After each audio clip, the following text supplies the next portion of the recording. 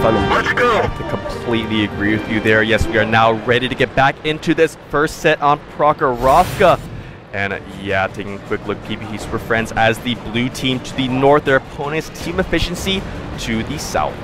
Yeah, there you go. So the color coding here is not set on stone, pretty much. Like both teams are blue, depending on which screen you're actually looking at.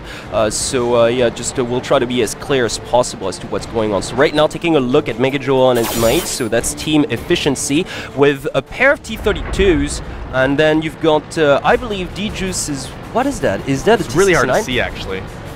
Yeah, it's really hard to see actually their exact tank picks. Yeah, okay, now we go. Yeah, PvP going with a couple of T32s. They actually go with an Object 416. So and a T69 as well. So yeah, it's almost mirroring lineups actually from both teams. Because on the other side, basically, PvP Super Friends deciding to trade that T69 for an extra 1390. So you've got a 1390 duo with Antara and Batman. And I like how we can see both teams as well here. We can just stick onto one perspective at this point. Yeah, both teams moving out here kind of towards the center of the map, whereas definitely Team Efficiency have the kind of more, or PvP Super Friends, excuse me, yeah, because they started up north, they have more of the railway position, whereas Efficiency are kind of moving more towards the kind of western part. There you go, taking a look at Sly Fox here is trying to do a bit of scouting towards the eastern front, as a matter of fact. Like, yeah, just so a lot of the efficiency tanks are close to the railroad at this point.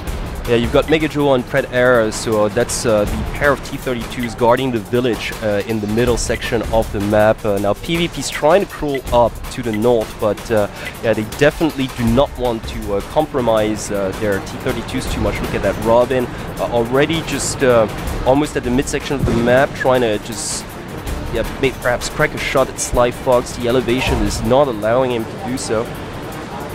Most definitely. Yeah, I have a feeling that Efficiency are really trying to hold this position right now. PvP, or actually no, PvP are starting down south. I'm really confused with these colors. I'm sorry about that, folks. But yeah, PvP Super Friends really trying to hold this position with those T32s. And the thing is, since both teams have dual T32s, it's going to be very hard, I think, at least initially, for either team to go for an engage. Yeah, just right now we can see that Efficiency have decided to cluster most of their tanks towards the village area, like right at the entrance of the railroad. As a matter of fact, so yeah, there's a much more significant spread coming from the PvP side to the south. Their tanks, like, except for the T32s that are just like pretty much camped within the central field area, all the other tanks are just pretty much very, very well spread out throughout the southern section of the map. I believe it's a 1390 or perhaps even a T1 that made the climb towards the eastern hill as well. So yeah, definitely more vision, I'd say, on the PvP side. And look at that, yeah, first tank going down here. That was a 1390, as a matter of fact. Yeah. No, that's actually a T1.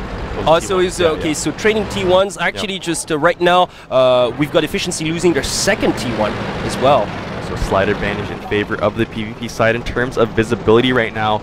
Yeah, we do see a couple of these tanks reloading as well. I actually really like how we can see the reloading bar as well. So, yeah, some shots being fired. No crucial damage being thrown down just yet here.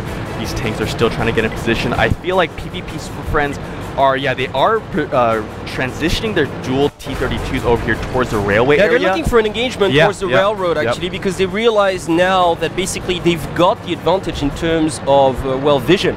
As a matter of fact, because Batman took care of that second T1 to the western side of the map, so they're trying to go for a flank. And look at that, Efficiency has no other choice but to retreat slightly and try to reposition, because they actually saw the pair of T32s coming.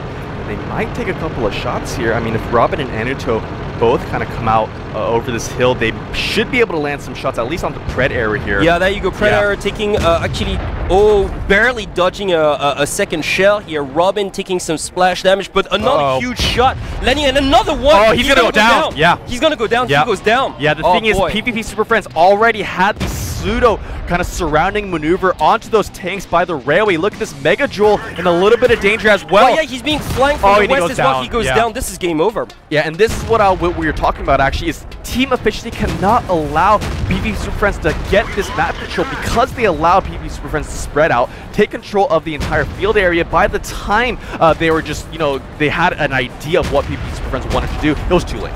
Yeah, indeed. So one of the T-32s goes down on the PP side, but it's not going to change anything because Hatsune Miku is down to a shot as well. He's going to go down momentarily. Nuto is chasing him down. There you go.